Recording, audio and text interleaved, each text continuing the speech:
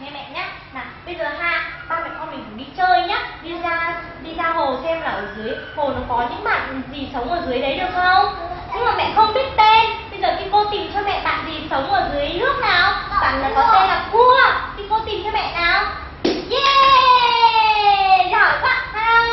Bạn này tên là gì? Tên là gì hả Moon em? À, cua, đúng rồi.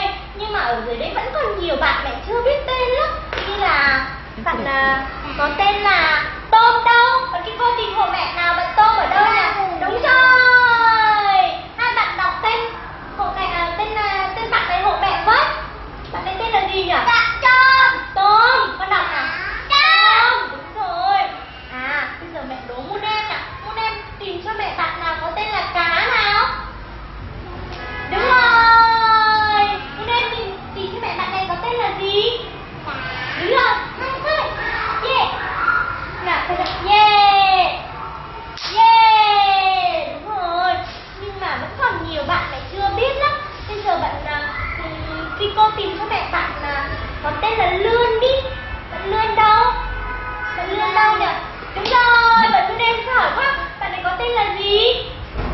Bạn này có tên là gì nhỉ Moon em? Lươn, đúng rồi. Hai bạn giỏi quá. Có tên của mẹ không? Yeah. Yeah, đúng rồi.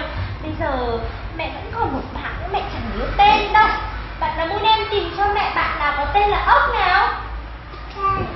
Đâu nhỉ? Bạn này có tên là gì hả Kiko? Bạn này có tên là gì hả Moon em?